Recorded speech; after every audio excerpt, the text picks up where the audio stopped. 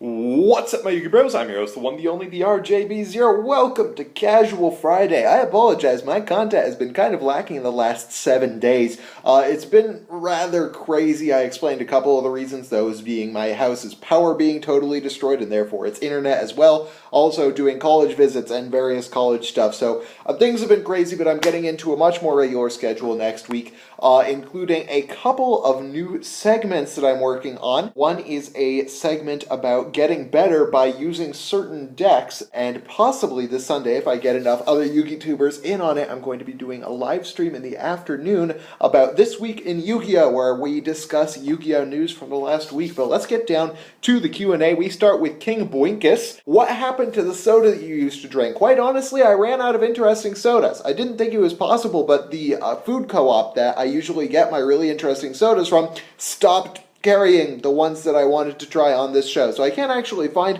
any particularly interesting ones. I'll see if I can get them at like Safeway or Freddy's or something like that. Alex Bell asks, do you think investing into Burning Abyss is a good idea right now? Or should people wait until the ban list comes around in January? That's an interesting question. I think for now, if you can get Burning Abyss quickly and you have some big events coming up, go for it. Burning Abyss is by far and away the best deck of the format. So if you can get the deck quickly enough that you can use it a few times before, mid-December, and then you can just, sell them away, then that is absolutely a great idea. I don't see its price going really up or down in the very near future, so you might as well use it to get a couple of tops at events, and then get rid of them. Will Stallman asks, have you ever read Under the Dome by Stephen King? It's pretty fantastic. I've read The Shining, and that's about it for my repertoire of Stephen King novels that I've read. By the way, right now I may be a little bit distracted because I'm having a pun war with Nick Gibson. This is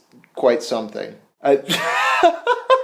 Sorry, he just sent me a picture of a fox with its face buried in the snow, and he says he's burying himself on that one. Oh, ladies and gentlemen, I give you Nick Gibson. Okay, back to the Q&A. From Yu-Gi-Oh! What's your best finish at a big event like regionals, YCS, or ARGCS? I've actually never had a big finish. I've had a lot of decks that in theory should have worked well, but because of human error, just things that I did really badly, things didn't go so well for them. People know my story about Nationals, how I got cheated out of a possible day 2 finish, but that was a lot due to human error earlier. There were a couple of games that I could have won. My actual best finish was like the 20-somethingth place I got at the regionals to get me to nationals. That was once again due to human error. I was really freaking tired, and I didn't realize I had Macrocosmos on the board when I went to make a play with Honest, and that was just a really bad move on my part. So I'm actually a really terrible player once I'm in the game. I really devote most of my thought to deck building. M. Stranger asks, aside from Evil Swarm, do you think any other rogue decks are going to see success in the coming format? I actually don't think so. See, a lot of the time in the earlier parts of a format, there will be a lot of rogue decks because the current top tier decks are leaving some category of decks out. Like in Burning Abyss, Shadow, and Satellar Knight formats, there was a lot of control and not a lot of aggro. So decks like Mermails started doing really well because they filled kind of the aggro niche. But then Cliffworks came out, so they filled that little niche of the game up. And so a lot of the time, the longer the format goes on, the more the rogue decks start to disappear because they start being replaced by more top-tier decks that are getting more current support. So I don't actually see rogue decks doing a huge amount for the rest of this format. Kujaku Jaku is Love asks, how do you feel about the severe lack of representation of Kujaku Jaku in the recent meta decks? It is a tragedy. Kujaku Jaku is one of the best cards in the game of Yu-Gi-Oh! In my personal opinion, especially its synergy with Stratos and Icarus attack. It's just too strong. I can't believe that these bandwagoners in the meta can't figure out how to use such a good card. Joshua Gonzalez asks, would you invest in Satellar Knights now or later, and do you think they have a good Cliffort matchup? I don't think their Cliffort matchup is great, but I would say that once the January ban list comes out, if Shadows and Burning Abyss get hit, then Satellar Knights may take up the super control side of the game. I don't know how to pronounce this name. It is spelled Adaxasd. That's pretty impressive. But he is asking me why I think that Crimson Blader is good in the Cliffort matchup, and because I said something about it in my deck. Crimson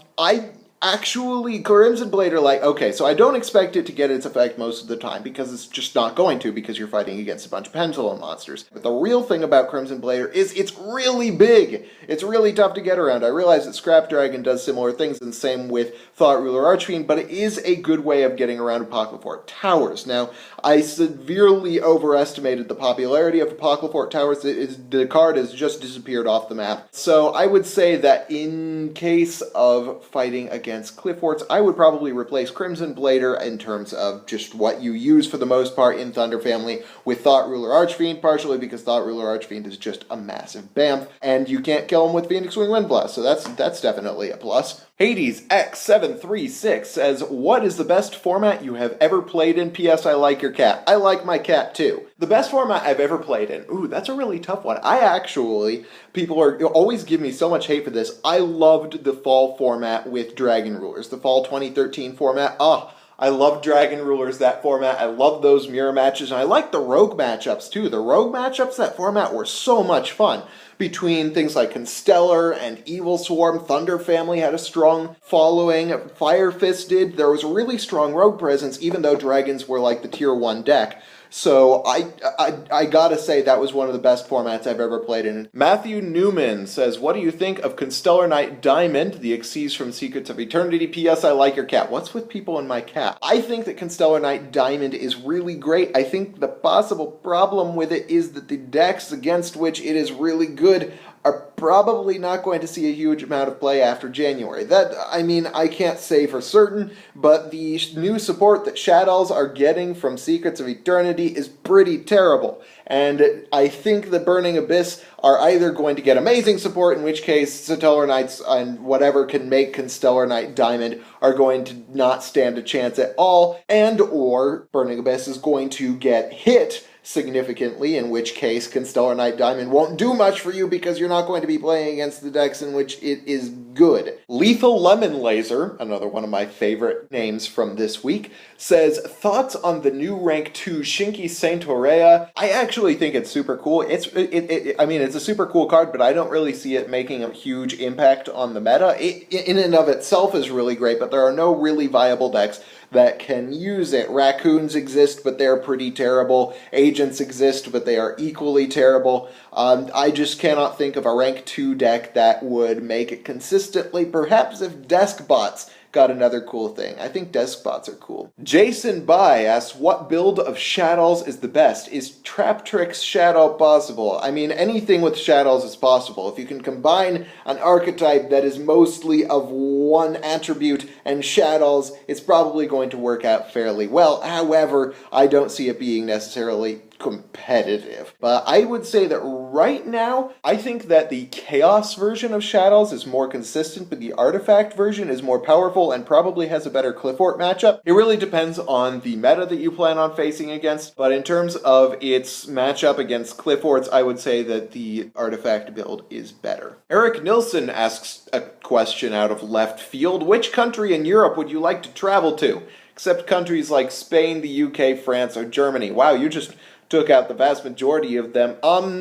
Estonia? I don't know. I like their singing there. I don't know. I really want to travel to the Middle East. There are a lot of really cool places in the Middle East I want to visit. Most of the really cool places in the Middle East are absolute war zones now, and that kind of makes me sad. Like, Aleppo's just gone. There's no way I'm ever going to get to visit Aleppo, but I don't know about Europe. That's not someplace I would have thought to have traveled, and the places I would have thought to have traveled in Europe probably would have been someplace in Spain, the UK, France, or Germany. Mostly south of Spain because that's where the Moorish influence went into the culture and architecture. I think that's super cool. Nawfal Hafiz asks, hey RJ, quick question. Can Infernities come back? They just went away.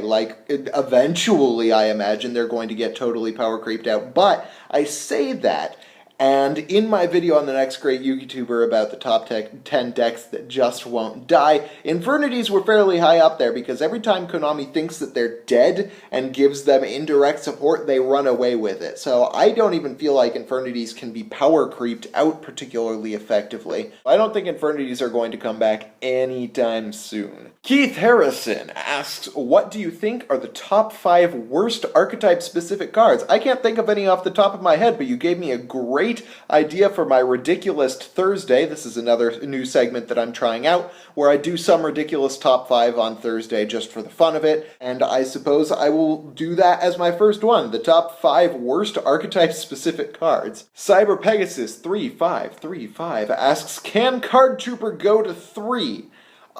Sure.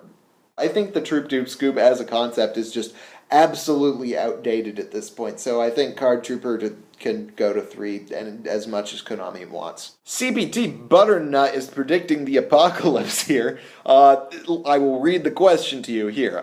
If, as you and I both predict, the floodgates will be shut down come next format, do you have any concerns considering that not only will the current meta decks be faster, Neckloths will have little to stop their Trishula spam, and a number of rogue decks that lose to the card scraps, plants, and battery men stick out to me will soon become faster. Not only thanks to the lack of floodgates, but the MST room for the decks may well be open, and even more dangerous, leading to an ultra-fast format with triple max Cs and going first dominating once again. Let alone that fact, but the best anti-meta decks will struggle against Neckloths, thus seeing less of them, whilst Cliffort may resort to killer spam.